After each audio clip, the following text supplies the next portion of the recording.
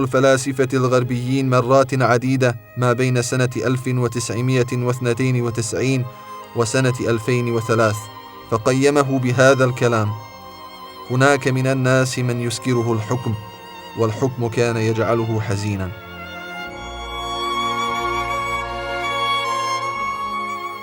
تكلم في إحدى مقالاته الصحفية الأخيرة وبأسلوبه المعروف عن مسيرة حياته، فقال: لو عرضت علي حياة أخرى في الدنيا لرفضتها، ولكن لو ولدت من جديد لاخترت حياتي التي عشتها.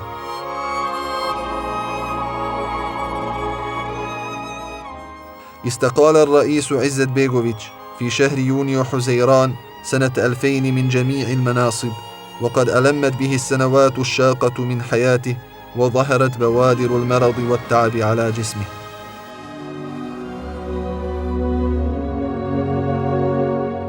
في 22 من شهر أكتوبر تشرين الأول سنة 2003 انتقل علي عزت بيغوفيتش إلى رحمة الله تعالى، وقد شيعته آلاف مؤلفة من محبيه وممن احترموه. وضع على نعشه علم البوسنة التي وهبها حياته.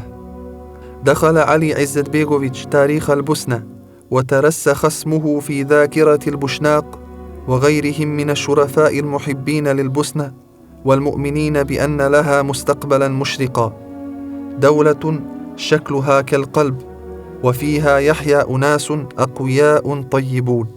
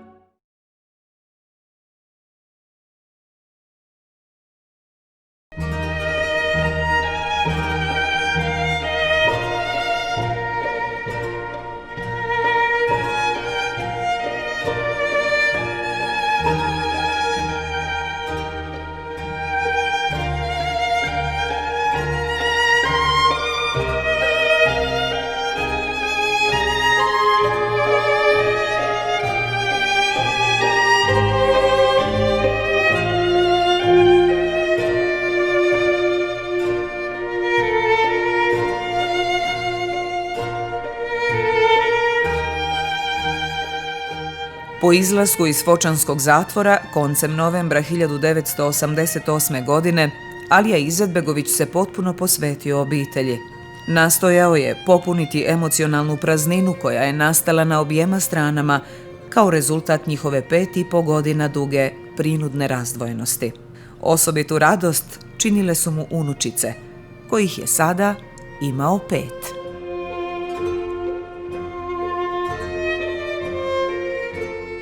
Budući da je u međuvremenu penzionisan, prepustio se užicima porodičnog života, otkrivši da i dani bez obaveza mogu čovjeka ispunjavati zadovoljstvo.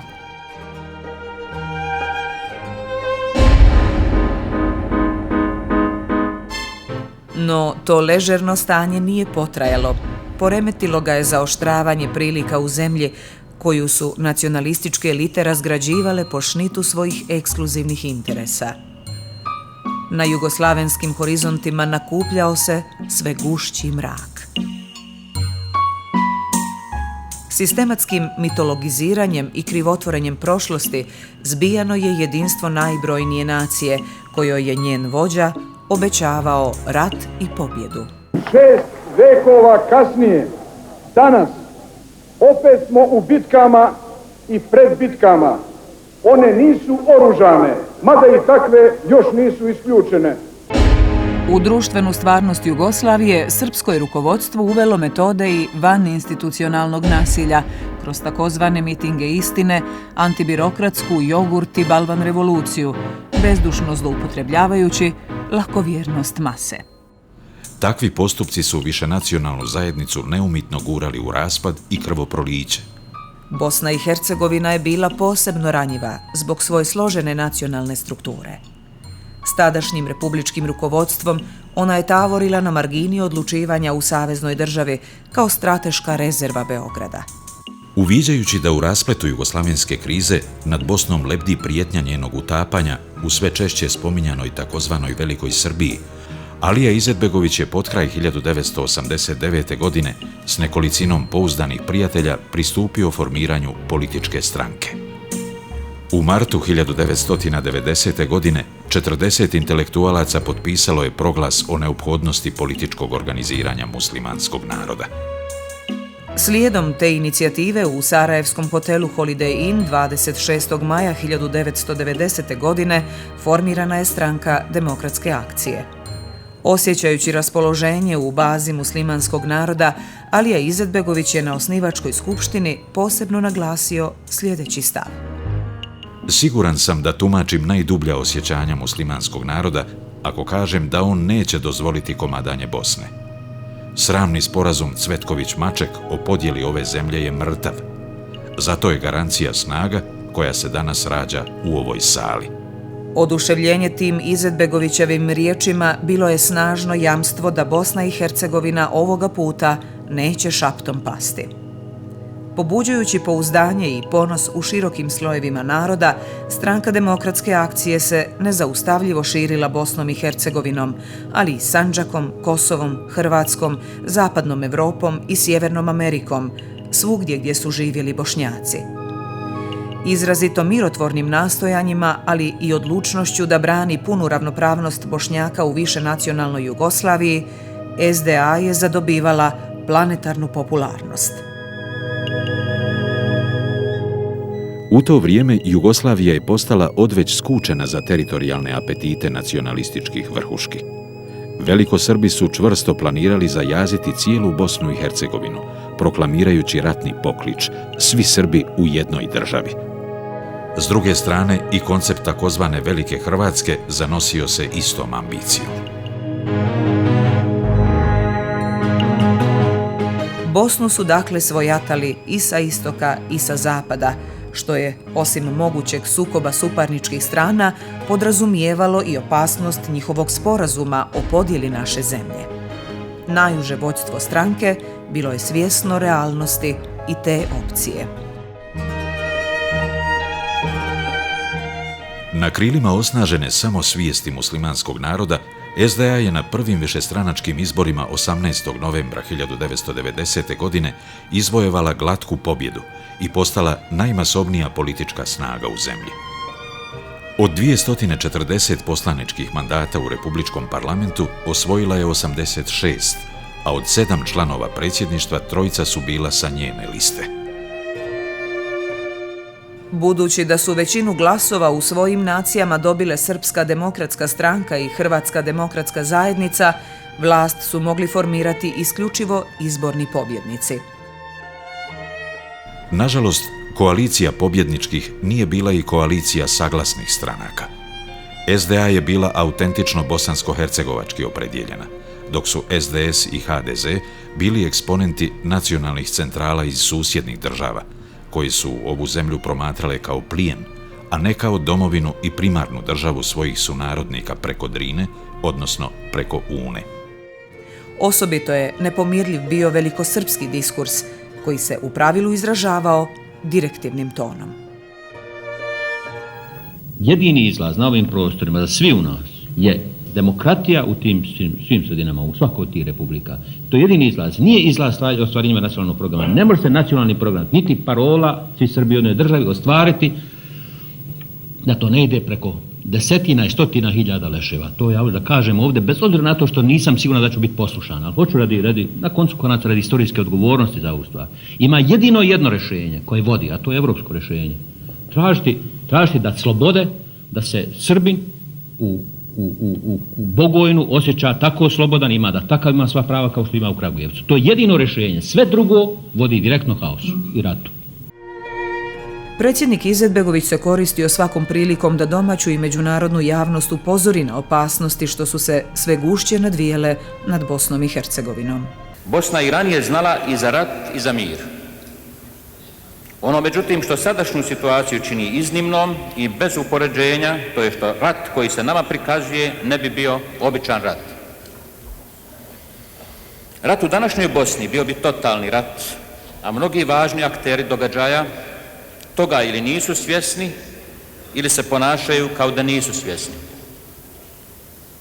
Armija šparta Bosnom uzduž i poprijeko, a neki novi kartografi, potpuno lišeni svijesti da sjede na buretu baruta, iscrtavaju neke nove karte i naveliko dijele Bosnu. Ako buret baruta eksplodira, nestaće sve u dimu i sramoti, i kartografi, i generali, i sve stranke, i sve vođe, svi zakoni, institucije, i najveći dio onoga što je na ovom prostoru godinama izgrađeno mukotrpnim radom desetina generacija. Pošto imaju nesreću da su neuništivi, ostaće samo 3 iskrvavljena i poražena naroda, izbezumljena i srozana na granice barbarstva. Ovakvi stavovi prinudili su i zagovornike rata da sjednu za stol i pokušaju se dogovoriti o miroljubivom rješenju zapletenog jugoslavenskog čvora.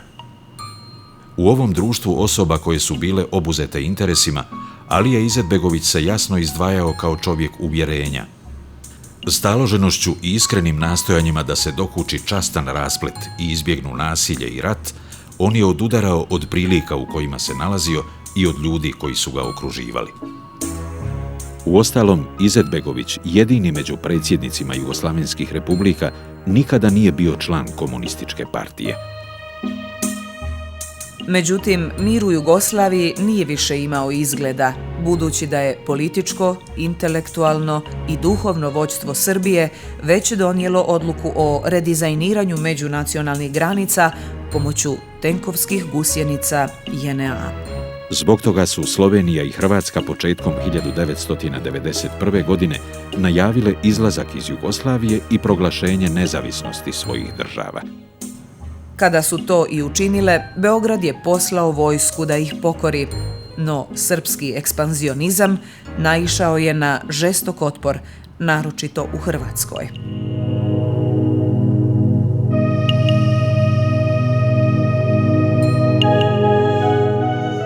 Nekadašnja Jugoslavenska narodna armija, koja je u međuvremenu preobraćena u srpsku soldatesku, imala je neiscrpne stokove oružja, ali joj je vapijuće nedostajalo topovsko meso.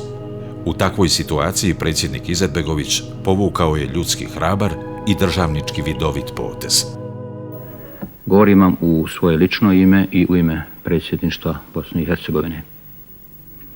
Nepoštovanje prekida vatre i najava novih masovnih mobilizacija na objema stranama vidite i u zemlji i u Bosni i Hercegovini i s one strane Save i Une najavljuju još krvaviji rat.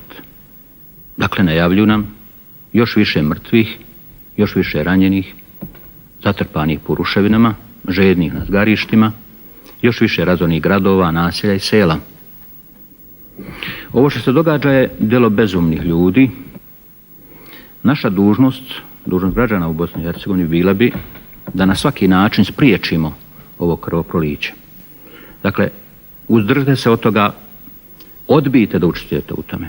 Ja znam da za ovako nešto treba će mnogo hrabrosti. Ja sam sam svjestan rizika kojima se i lično izlažem, pozivajući vas na mir. Danas je, nažalost, došlo vrijeme da treba više hrabrosti da spašavate mir nego da učestvujete u ratu. Ja vas pozivam da smognete o hrabrosti i da odbijete da učestvujete u ovom zlodjelu. Zapamtite, ovo nije naš rat. Velikosrpska agresija na Hrvatsku bila je zapravo zločin protiv mira, pa je predsjednik Izetbegović, izlažući se i osobno smrtnoj opasnosti, svojim pozivom spriječio da 30.000 naših mladića navuče vojnu uniformu, što je de facto bila pomoć historijskih razmjera odbrani naših zapadnih susjeda. Na predsjednika predsjedništva Republike Bosne i Hercegovine neprekidno je, čak i preko visokih međunarodnih adresa, vršen pritisak da se prikloni Beogradu. Međutim, probosanske snage su na odcijepljenje Slovenije i Hrvatske reagirale odlukom da na preporuku Badenterove komisije raspišu referendum o osamostaljenju Bosne i Hercegovine. Reakcija Beograda na tu najavu bila je politički brutalna. Ovo je put na koji vi hoćete da izvedete Bosnu i Hercegovinu, ista ona autostrada pakla i stradanja kojom su pošli Slovenija i Hrvatska. Nemojte da mislite da nećete odvesti Bosnu i Hercegovinu u pakao, a muslimanski narod možda u nestanak. Jer muslimanski narod ne može da se odbrani ako bude rat ovdje. Gospodine predsjedniče, gospodo poslanici, nisam imao namjeru da sada govorim, međutim, dobro je ipak potrebno je da nastupim odmah i za izlaganje gospodina Karadžića. Naime, njegovo izlaganje, njegov način izlaganja, njegove poruke, možda na najbolji način objašnjavaju zašto mi i možda nećemo više da ostanemo u Jugoslaviji. To večeras govorim ovdje.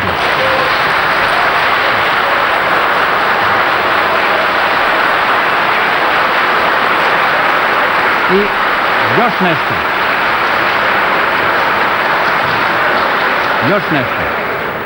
Njegov način, njegove poruke možda objašnjavaju zašto i drugi neće da ostanu u toj Jugoslaviji. Takvu Jugoslaviju kakvu hoće gospodin Karadžić više niko neće. Neće više niko možda osim srpskog naroda. Takvu Jugoslaviju su u očima jugoslovenskih naroda, Slovenaca, Hrvata, Makedonaca, Albanaca, Mađara, muslimana, jednostavno omrzli u očima Europe i svijeta. Takvi načini kako to Karadžić radi. Međutim, Karadžić je samo izraz jednog načina, mišljenja, jednog pristupa. Ovo što se radi danas, ovo ne služi na čast srpskog narodu. Ni ovaj način istupanja i ove prijetnje koje se iskazuju. Muslimanski narod neće nestati. To ja poručujem gospodinu Karadžiću.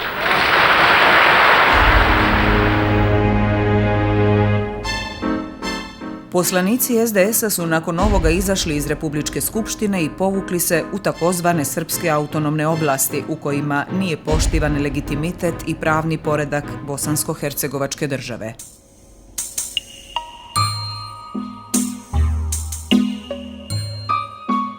U međuvremenu je referendum, mada održan u atmosferi prijetnji i opstrukcija od strane srpskih nacionalista, potvrdio volju većine bosansko-hercegovačkih građana za život u slobodi, miru i ravnopravnosti za sve.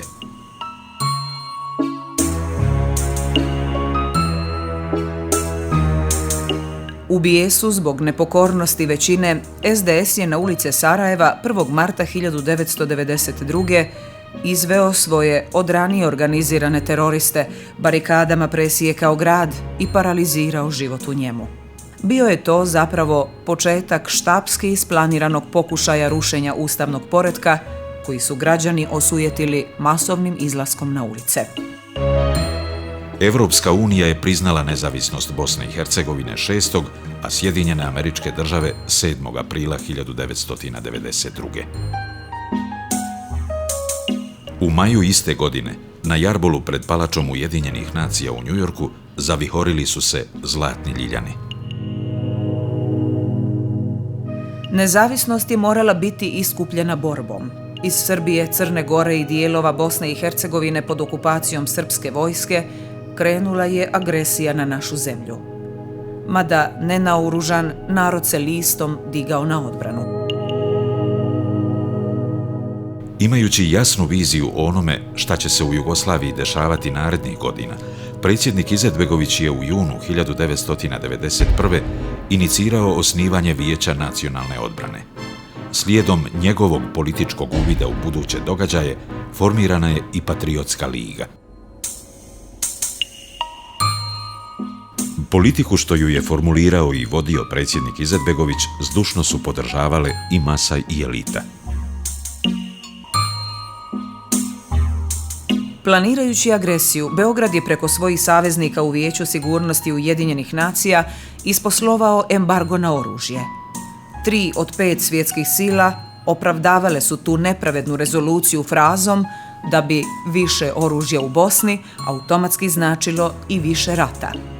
U toj zamjeni teza pobrkani su pojmovi nenaoružanosti i mira, što je očigledno išlo na ruku agresiji i genocidu. Prvi put nakon Drugog svjetskog rata Europa je na svome tlu vidjela logore smrti i urbicid neviđenih razmjera. Do agresije na Bosnu i Hercegovinu nikada i nigdje nije zabilježeno da je neka vojska u koordinate artiljerijskih cijevi uvrstila stambene zgrade, porodilišta, škole, dječje domove, biblioteke, džamije, crkve, čak i groblja. Iz današnje vizure djeluje nevjerovatnim organizacijski podvig dopremanja oružja u zemlju, u uvjetima međunarodnog embarga i hermetičke zatvorenosti granica. Alija Izetbegović je minuciozno osmišljenim pregovorima uspio privoliti neke države sa zapada i sa istoka da isporukama vojnog materijala omoguće odbranu Bosne i Hercegovine.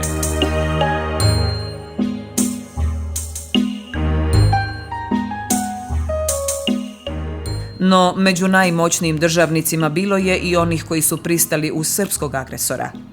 To saznanje je navelo predsjednika Izetbegovića da u decembru 1994. na samitu Kepsa u Budimpešti izgovori riječi koje su postale putokaz slobodarstva i istine u takozvanoj visokoj politici.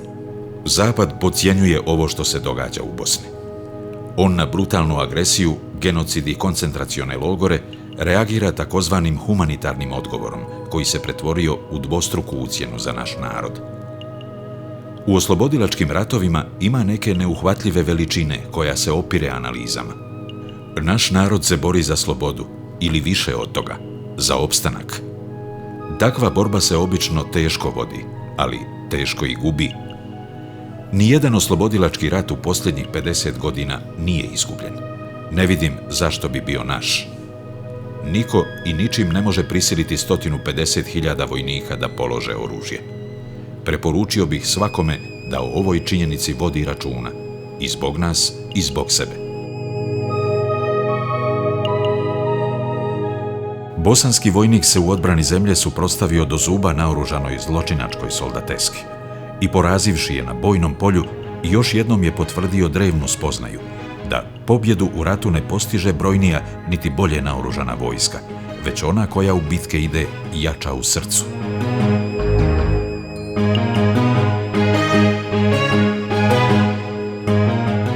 Alija Izetbegović je sve vrijeme agresije proveo u Sarajevu, a obišao je i sve linije odbrane, uključujući i one u neprijateljskom okruženju. Gajio je duboko poštovanje prema borcima i svima koji su ostali ovdje i dijelili sudbinu domovine.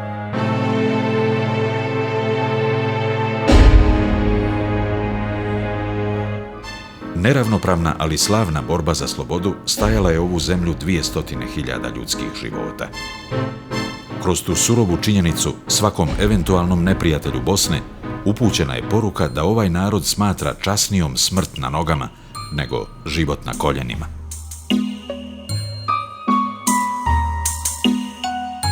Tom devizom se kroz cijeli svoj vijek rukovodio i Alija Izetbegović, ne prestajući se boriti za slobodu, kao uvjet bez koga nije moguć dostojanstven život. Njegovu jednostavno namještenu predsjedničku kancelariju u zgradi koja je sa srpskih artiljerijskih položaja u toku 44 mjeseca gađana svim vrstama projektila, od kojih je poginulo 57 građana Sarajeva, ugledan strani posjetitelj nazvao je visokim mjestom bosanskog heroizma. Alija Izetbegović je bio među glavnim akterima u Daytonu, gdje je okončan 44-mjesečni rat. Nije to bio sporazum ni izbliza dostojan žrtve naroda, niti postignuća hrabrih branitelja Bosne, no njime su, što je u tome času bilo najbitnije, obustavljena daljnja stradanja. To my people I say, a mom narodu ja kažem, ovo možda nije pravičan mir, ali pravičniji nego nastavak rata. In the situation as it is, u situaciji kakva And jeste in the world as it is, i u svijetu kakav jeste, a better peace could not have been achieved. bolji mir nije mogao biti What is postignut. our witness? That we have done everything in our power Bog je naš so svjedok that the da smo extent učinili of sve injustice for our people, našoj on moći our country would be decreased. da Thank you. smanjimo nepravdu za našu zemlju i naš narod. Hvala vam.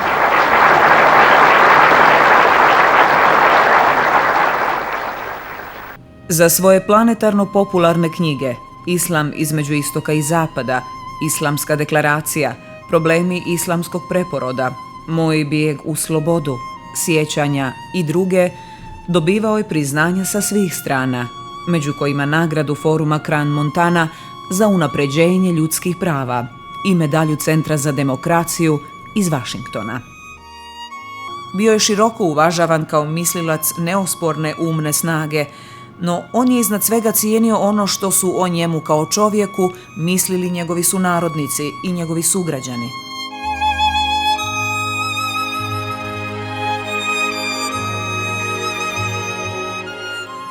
Ovoga čovjeka nije bilo moguće potkupiti ni laskanjem, ni počastima, niti funkcijom.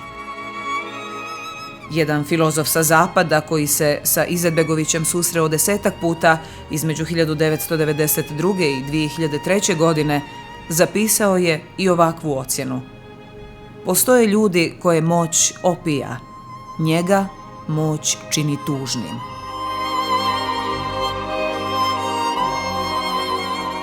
U jednom od posljednjih intervjua sebi svojstvenim sentencioznim stilom osvrnuo se i na vlastiti životni put. Kad bi mi bilo ponuđeno da ponovo živim, odbio bih. Ali ako bih se morao ponovo roditi, izabrao bih opet svoj život.